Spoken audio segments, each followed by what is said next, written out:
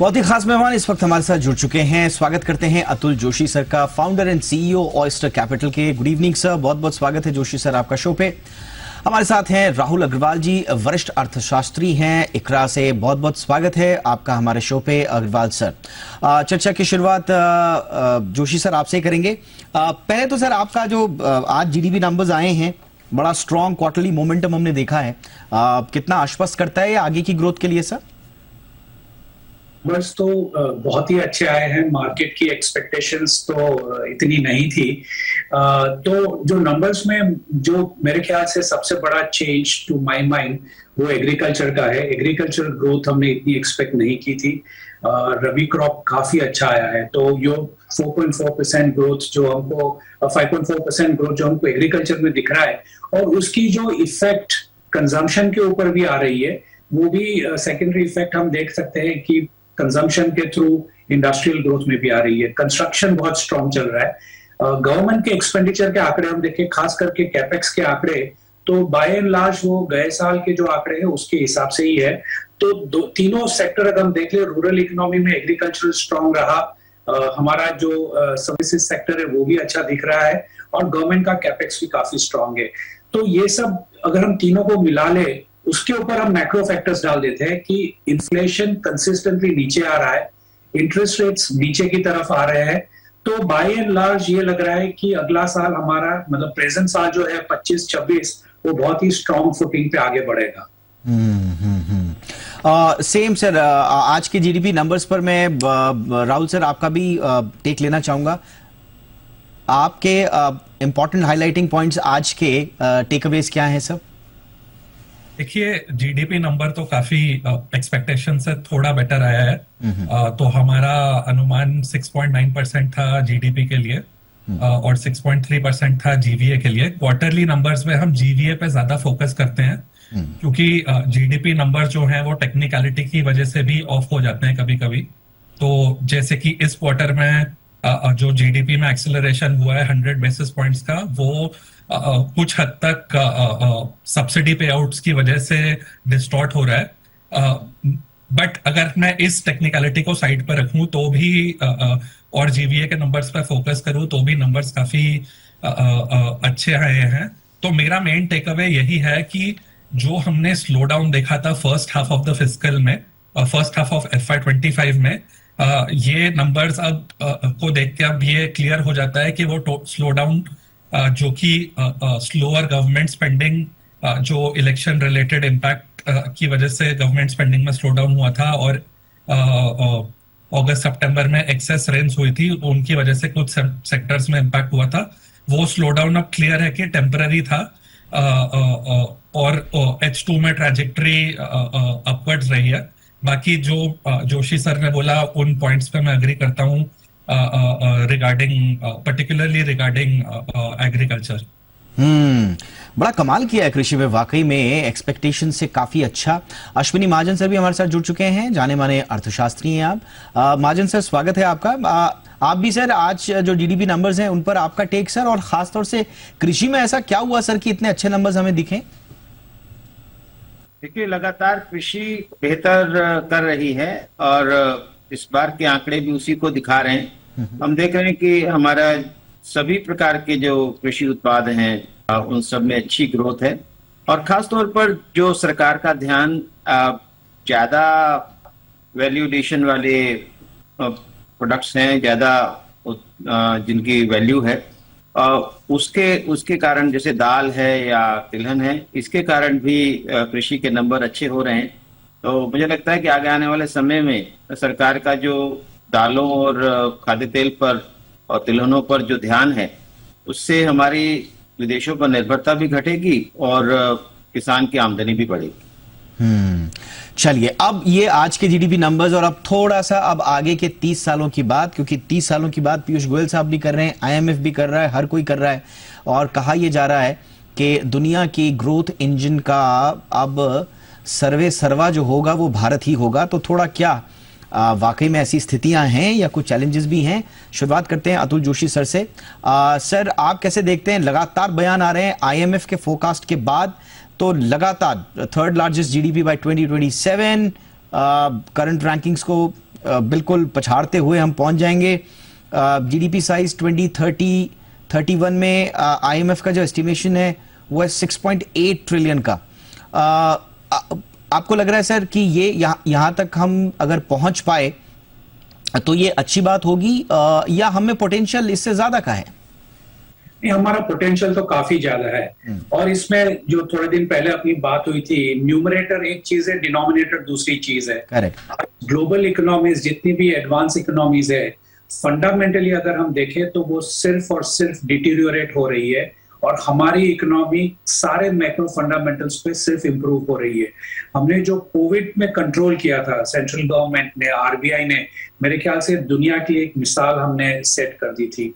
तो उसके बाद में हमारी जो फुटिंग है इकोनॉमी के लिए, मैक्रो ले लीजिए या सेक्टर स्पेसिफिक ले लीजिए, बहुत ही स्ट्रॉन्ग फुटिंग है। हमारा जो पोटेंशियल है वो काफी हद तक ज्यादा है। देखिए क्या हो रहा है कि इंडिया में हम जो पूरा इंडिया का ग्रोथ देख रहे हैं, उसमें स्टेट का जो कंट्रीब्यूशन है, उसमें भी कई सारे स्टेट ऐसे हैं जो लगाट कहे जाते हैं कि जो काफी स्लो है। अगर हम उन पे फोकस करें तो ओवरऑल हमारी जो ग्रोथ है 9%, 10% ईयर ऑन ईयर बिल्कुल संभवित है। इसमें कोई ज्यादा डाउट करने की जरूरत नहीं है, हम ये कर सकते हैं। दूसरी चीज हमको जो देखनी है मैक्रो के हिसाब से, वो है एक्सपोर्ट मार्केट। हमारा काफी डिपेंडेंस रहा है एडवांस इकोनॉमीज के ऊपर। हम जा रहे हैं, यूरोप में जा रहे हैं, अमेरिका में जा रहे हैं, साउथ ईस्ट एशिया में एडवांस इकोनॉमीज में जा रहे हैं। लेकिन अगर हम Africa, Latin America, SAARC countries पे फोकस करें और वहां पे हमारी अगर एक्सपोर्ट हम बढ़ा दें, जिसमें सबसे बड़ा इश्यू आज की तारीख में पेमेंट मैकेनिज्म का है, पेमेंट सिक्योरिटी का है, अगर गवर्नमेंट वो सॉल्व कर देती है तो हमारी एक्सपोर्ट नेक्स्ट लेवल तक जा सकती है। हमारे डिप्लोमेटिक रिलेशंस, पॉलिटिकल रिलेशंस अलग हो सकते हैं, और इसके चलते हुए ग्रोथ को एक सेपरेट हायर ट्रेजेक्टरी मिल सकती है ग्रोथ के लिए। इंटरनली अगर हम देखें तो इंटरनली एग्रीकल्चर के ऊपर हमें फोकस करना है। खास करके एक चीज जो हमको वॉलेटिलिटी देती है, खास करके इन्फ्लेशन में, वो है फूड इन्फ्लेशन। और यह है कि हमारी जो मौसम का जो तरीका है वो चेंज हो रहा है। जैसे कि हम देखें कि ये अप्रैल में वेस्टर्न कोस्ट के लिए शायद गर्मी पड़ी ही नहीं, बारिश आती रही, हर 15 दिन में एक बार बारिश है, तो पूरी वेदर पैटर्न चेंज हो रही है। तो इसमें हम कैसे हमारी फूड सिक्योरिटी, एग्रीकल्चर को हम बनाए रखें, ये अगर हम ध्यान दें तो कंजम्पशन के ऊपर इफेक्ट पड़ेगा, रूरल इकोनॉमी को भी बूस्ट मिलेगा, और इसके चलते हुए जो मैन्युफैक्चरिंग को सपोर्ट मिलेगा, manufacturing will do very well. Services हमारी स्ट्रांग रही है, लेकिन आगे हमारी जो एआई को लग के चैलेंज है, उसके ऊपर अभी से ही सॉल्यूशन के ऊपर हमें काम करना है। तो ये 5-7 चीजें अगर हम कर ले तो मेरे ख्याल से $10 ट्रिलियन और डिनोमिनेटर, खास करके डॉलर रुपी को हमें काबू में रखना है। Absolutely. वो अगर हमने काबू में रख लिया, मेरे ख्याल से $10 ट्रिलियन बाय 2030 कोई बड़ी बात नहीं है मेरे हिसाब से। एब्सोल्युटली। राहुल सर, थोड़ा सा वही आगे के 3 दशकों के प्रोजेक्शंस पर क्योंकि अब बात हो रही है, तो थोड़ा सा लॉन्ग टर्म के नजरिए से और उसको थोड़ा सा आज के जीडीपी नंबर से भी अगर मैं कनेक्ट करने की हल्की सी कोशिश कर रहा हूं, हालांकि लॉन्ग रन में कब क्या होगा nobody knows, बट स्टिल जैसे आज हमने देखा एक प्राइवेट इन्वेस्टमेंट में एक रिवाइवल जैसा हमने देखा, बट क्या ये माइंडसेट रहेगा? ग्लोबल अनसर्टेनिटीज तो स्वाभाविक रूप से अंतर्राष्ट्रीय स्तर पर बढ़ती ही रहेंगी, उसी से फिर आपका जुड़ा हुआ है जॉब जनरेशन, खास तौर से अर्बन और मैन्युफैक्चरिंग सेक्टर में। आज मैन्युफैक्चरिंग की थोड़ी तस्वीर हमने देखी, बट क्या हमें लॉन्ग रन में क्या इंडिया तैयार है या हो रहा है सर, जिस दिशा में हम जाना चाहते हैं उस हिसाब से? देखिए, लॉन्ग रन 30 साल की फोरकास्ट करना तो बहुत डिफिकल्ट है, जैसे कि आपने कहा कि क्या होगा किसको पता। बट अगर मैं अगले 5 या 10 साल की ग्रोथ एस्टिमेट करने की कोशिश करूं, तो हमें लगता है कि रियल टर्म्स में इंडिया की जीडीपी ग्रोथ पोटेंशियल 6.5 से 7% के बीच में है। और इसकी वजह ये है कि 2 मेजर चुनौतियां हैं जिसकी जोशी जी ने भी बात की। तो पहली वाली है एक्सपोर्ट्स। तो अगर मैं पास्ट डेटा देखूं, जब इंडिया ने 2003 से 2010 के पीरियड में और लगभग 7.5% की growth prints on an average दी थी, तब हमारी एक्सपोर्ट ग्रोथ डबल डिजिट्स में थी। बट अगर मैं लास्ट 10 या 15 साल का डेटा देखूं तो एक्सपोर्ट ग्रोथ लो सिंगल डिजिट में, इनफैक्ट लास्ट 2 साल में मर्चेंडाइज एक्सपोर्ट्स की ग्रोथ नियर जीरो है। तो सबसे बड़ी चुनौती हमारे लिए यही होगी कि क्या हमारे exports rapidly, particularly merchandise exports rapidly expand कर सकते हैं या नहीं, और इस एस्पेक्ट पे क्या सपोर्ट होता है गवर्नमेंट की साइड से भी, क्योंकि ग्लोबल एनवायरनमेंट अब ऐसा नहीं है जो कि उस पीरियड में था 2000 टू 2010 के पीरियड में, जब हमने ये डबल डिजिट एक्सपोर्ट एक्सपेंशन किया था। और इसके जो रिपरकशंस होते हैं वो प्राइवेट कैपेक्स पे भी होते हैं। तो अगर आप लास्ट 2 साल देखें, सारी प्री कंडीशंस जो कि प्राइवेट कैपेक्स के लिए चाहिए वो इन प्लेस थी। तो कैपेसिटी यूटिलाइजेशन रीजनेबल लेवल्स पे थे, कॉर्पोरेट प्रॉफिटेबिलिटी लिस्टेड कंपनीज की अच्छी खासी थी, बैलेंस शीट्स हेल्दियर थी। बट बिकॉज एक डिमांड कंस्ट्रेंट था एक्सपोर्ट साइड पे, और डोमेस्टिक डिमांड भी काफी अनइवन थी, कभी रूरल डिमांड कंप्रेस थी, कभी अर्बन डिमांड कंप्रेस थी, तो ये अनइवननेस की वजह से प्राइवेट कैपेक्स पिकअप नहीं हो पाई। तो ये एक्सपोर्ट फ्रंट पे हम की जो चुनौती है हमारी, वो हम कैसे एड्रेस करते हैं वो मायने रखेगा। राइट सर, मैं आऊंगा सर आपके पास। ये आपने क्योंकि इंपॉर्टेंट बात बोली, एक्सपोर्ट ओरिएंटेड बात बोली। अच्छा, इसमें एक और चीज है मार्जिन सर, क्या हमारा बहुत ज्यादा ओवर रिलायंस तो नहीं हो रहा है एफडीआई पर विदाउट डोमेस्टिक इनोवेशन? ठीक है, एफडीआई इनफ्लोज काफी स्ट्रांग भी रहे, $81 बिलियन के ऊपर के आसपास रहे रिसेंटली, बट जो फॉरेन कैपिटल पे हमारी ओवर डिपेंडेंस है, और हमारे यहाँ जो चाहिए डोमेस्टिकली, हमें R&D चाहिए, इनोवेशन चाहिए लॉन्ग टर्म सेल्फ रिलायंस के लिए, उस पे हम इतना ध्यान दे पा रहे हैं सर या नहीं दे पा रहे हैं कि हम आगे 30 साल तक के प्रोजेक्शंस को लेकर आश्वस्त हो पाए? देखिए, जब हम आगे की 30 साल की बात करते हैं तो हमें 1-2 साल को भूलना पड़ेगा। पिछले 2 सालों में हमने एक्सपोर्ट में क्या किया, इसके बारे में हमें ज्यादा चिंता करने की जरूरत नहीं है, क्योंकि इस समय दुनिया बदल रही है। दुनिया में lot of churning is happening, and उसमें यदि आप देखें कि चीन के प्रति लोगों का आकर्षण कम हो रहा है, अमेरिका की नीतियां बदल रही हैं, पूरा यूरोप और अमेरिका और बाकी देश चीन से अब सामान नहीं खरीदना चाहते हैं। भारत एक अंगड़ाई ले रहा है, चाहे वो अलग अलग चीजों में अगर देखें तो चाहे वो पेमेंट सिस्टम में, अभी पेमेंट सिस्टम की बात आई, आज हम अमेरिका के स्विफ्ट को, जो यूरोप का जो स्विफ्ट है उसको भी हम एक बार धत्ता दिखा सकते हैं, ऐसी स्थितियां बनी हैं। उसी प्रकार से यदि हम स्पेस में देखते हैं, बाकी सब चीजों में देखते हैं, लेकिन अभी भी हमारी जो ग्लोबल वैल्यू चेन्स में चीन से आने वाले सामानों में हमारी निर्भरता खूब बनी हुई है, और वो सबसे बड़ा हमारे लिए दुख का कारण है और दिक्कत भी हो सकती है, क्योंकि अभी हम हाल ही में देख रहे हैं कि उन्होंने कुछ की रॉ मटेरियल्स के एक्सपोर्ट पर बैन लगा दिया है। ऐसे में हमारे उद्योगों पर प्रभाव पड़ सकता है। तो ऐसे में हमें ये देखना पड़ेगा कि आगे 30 साल तक हम लगातार इस ग्रोथ को बनाए रखें, 2047 तक हम विकसित राष्ट्र बने। इसके लिए जरूरी है कि हम आत्मनिर्भरता के आधार पर आगे बढ़ने का प्रयास करें, और उसके लिए जरूरी है कि डोमेस्टिक इन्वेस्टमेंट्स को हम बढ़ावा देने के लिए देश के अंदर, ये अभी जो अब सामान्य तौर पर सोचा जाता है कि विश्व एक बाजार है, हमें सबको खुला रखना है, ये भी ओपन वो भी ओपन, तो ऐसे में चलेगा नहीं। जिस प्रकार से अमेरिका तमाम प्रकार के बंदिशें लगा रहा है अपने इंपोर्ट्स के ऊपर, हमें समझना पड़ेगा कि इतना बड़ा देश, इतना महान देश भी यदि अपने देश में मैन्युफैक्चरिंग की बात करता है, जहां हाई कॉस्ट इकोनॉमी है, हमारी तो कॉम्पिटिटिव इकोनॉमी है, हम हर चीज कॉम्पिटिटिव बना सकते हैं, बना भी रहे हैं, और ऐसे में हमें वो सारी अड़चनें दूर करनी पड़ेंगी। बिजली महंगी है, उसको ठीक करना पड़ेगा, बाकी जो लॉजिस्टिक कॉस्ट हाई हैं उसको ठीक करने का प्रयास लगातार सरकार कर रही है। हमारी पेमेंट सिस्टम में बेहतरी हुई है, जिसके कारण लॉजिस्टिक कॉस्ट कम हो रही है।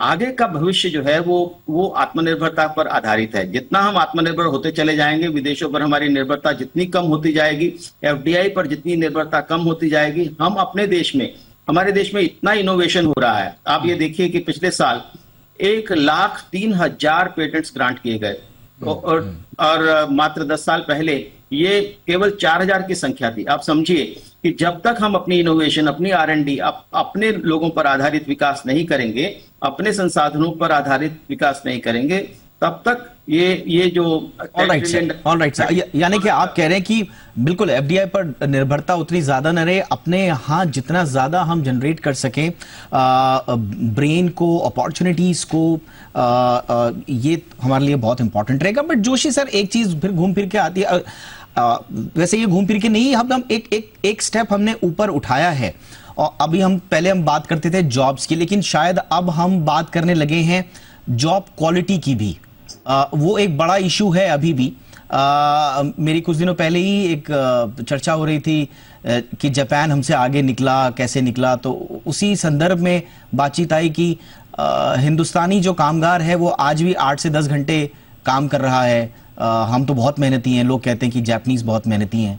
तो उसी संदर्भ में बात आई कि आपका जो हाई वैल्यू वर्क है वो कितना इंपॉर्टेंट है। जापान में आज भी 60 साल का आदमी जो काम कर रहा है 6 से 7 घंटे, वो अपनी जीडीपी में, ये 2019-20 के आंकड़े हैं कि वो 60 साल का आदमी भी अपनी जीडीपी में 1.5% 2% को कंट्रीब्यूट कर रहा है। और हमारे यहाँ जो मजदूर हैं जो 10 घंटे 12 घंटे काम कर रहे हैं, वो बमुश्किल 400-500 रुपए कमा रहे हैं। तो value and quality of job also matters sir, इस आगे 30 साल की जर्नी में। देखिए, बिल्कुल कंपैरिजन नहीं करनी चाहिए। 11 करोड़ की पॉपुलेशन और 140 करोड़ की पॉपुलेशन में बहुत फर्क है। कल्चरली हम बहुत डिफरेंट है। जापान की इकोनॉमी और हमारी इकोनॉमी काफी डिफरेंट है। हमारी काफी सारी इकोनॉमी आज की तारीख में कैश इकोनॉमी भी है। जैसे कि अगर हम, आपने कहा कि वैल्यू चेन में अगर हम देख लेते हैं मजदूर, तो आज की तारीख में एक इलेक्ट्रिशियन की अगर हम देखें तो वो आज मतलब एक विजिट में 200-300 रुपया तो कमा ही लेता है। दिन में अगर 5 विजिट करता है तो 1000 रुपये कमा लेगा, महीने का 30,000 कमा लेगा। तो वैसे खेत के मजदूर भी आप देखिए, आज कम से कम 700 रुपये के नीचे पर डे से कम के भाव में कोई खेत मजदूर मिलता ही नहीं है। तो काफी कम बोल रहा हूँ, और सीजन में तो 1200-1500 रुपया हो जाता है। तो ऐसा नहीं है कि हमारे मजदूर अब पुअर रह गए हैं या उनके पास पैसा नहीं है। काफी मेरे ख्याल से स्टेबिलाइज हो चुका है। और हमारे यहाँ बट ऐसा तो नहीं है Joshi sir, I am sorry to interrupt sir, कि हम ऐसा तो नहीं है कि हम स्टक होके रह जाएंगे लो स्किल और इनफॉर्मल सेक्टर्स में।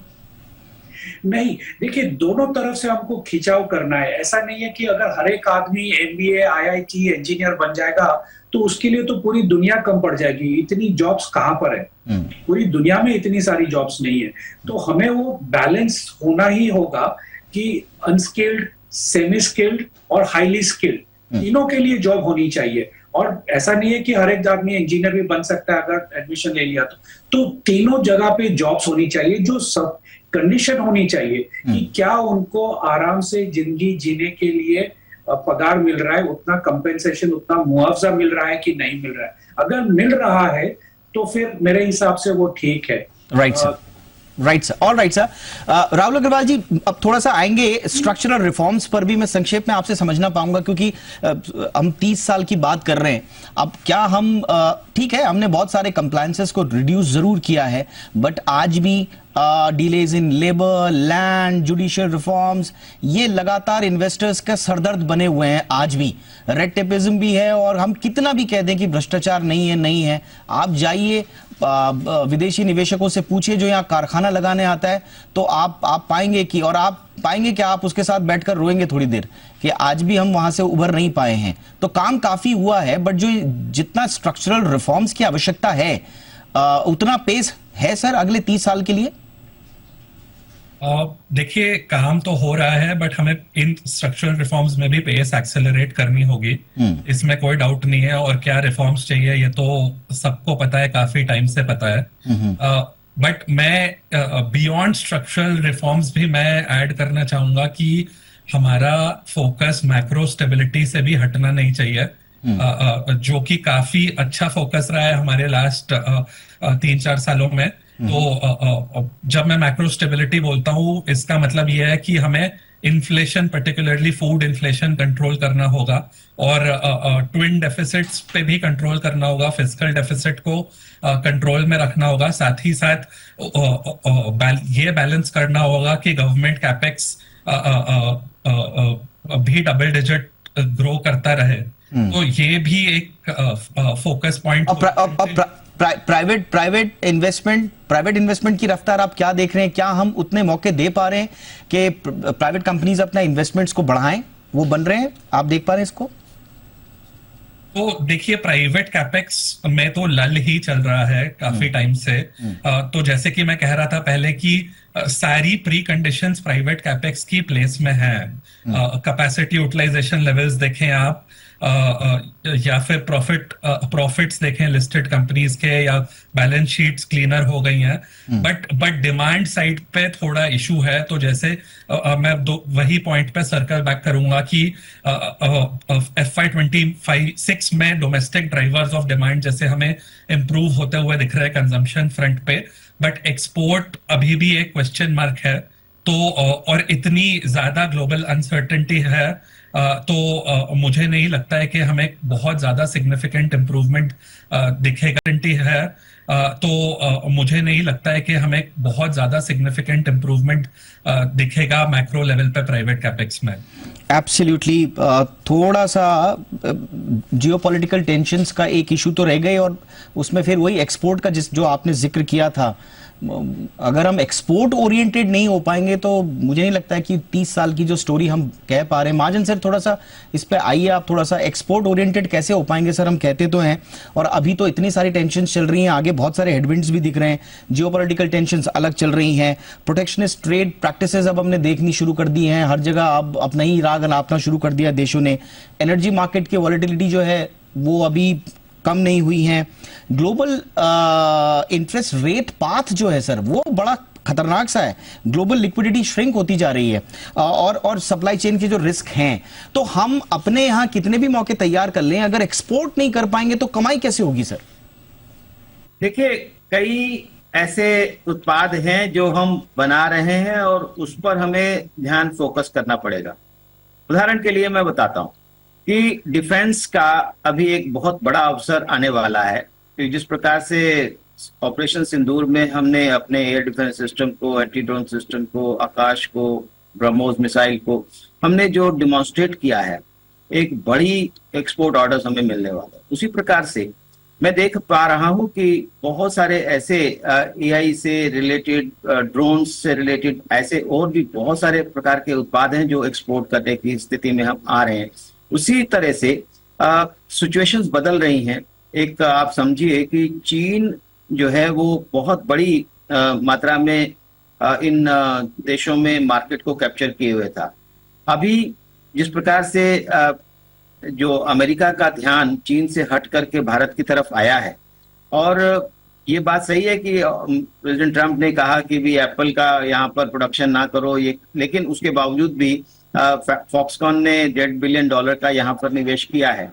ऐसे में हम समझ सकते हैं कि भारत की जो प्रतिभा है, चाहे वो AI में हो और कंप्यूटर्स में हो, IT में हो, या इस प्रकार के हाईटेक उत्पादन में हो, हमें जितना ज्यादा हम उत्पादन अपने देश में करेंगे, हमें माइनर जो डिफरेंस होते हैं 5%, 7% के, इसके आधार पर अपने देश में आयात नहीं आने देना चाहिए, उसको रोकने का प्रयास करना चाहिए। चाहे वो हम कैसे भी करें, चाहे टैरिफ बढ़ा करके करें, एंटी डंपिंग ड्यूटीज या काउंटरवेलिंग ड्यूटीज लगा करके करें, लेकिन अपने देश में जब तक प्रोडक्टिव कैपेसिटी को हम खड़ा नहीं करेंगे, अगर हम अपने देश में सोलर पैनल बनाना शुरू नहीं करेंगे तो इंप्रूवमेंट होगा नहीं। Right sir, sorry to interrupt sir, मेरे पास वक्त इतना ही था, बट आपने जहां पर बात खत्म की है, या टेक्निकली मैंने आपको जहां पर रोका है, आई एम सो सॉरी, आपने खत्म नहीं की, तो मुझे लगता है कि वहां पर हम आते हैं, जो हमने जोशी सर से कई मर्तबा बातचीत भी की है।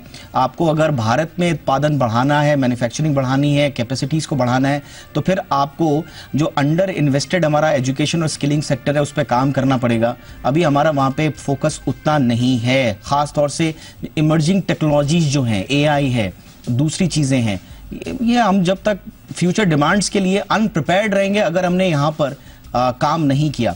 तो इसी उम्मीद के साथ कि जो प्रोजेक्शंस दुनिया भारत के लिए दे रही है, हम भी भारत वासी होने के नाते दुनिया की उम्मीदों पर खरा उतरें, अपने यहाँ जो रिफॉर्म्स चाहिए, जहाँ जहाँ चीज़ों को दुरुस्त करना है उनको दुरुस्त करें, और दुनिया को दिखाएं कि हम हैं पूरे विश्व के ग्रोथ इंजन अगले 30 से 40 सालों के। बहुत बहुत धन्यवाद आप तीनों का वक्त निकालने के लिए। Ashwini Mahajan ji, thank you so much. Atul Joshi sir, thank you so much sir. Rahul Agarwal ji, बहुत बहुत शुक्रिया for your time, thank you so much. ये थी हमारी कवर स्टोरी।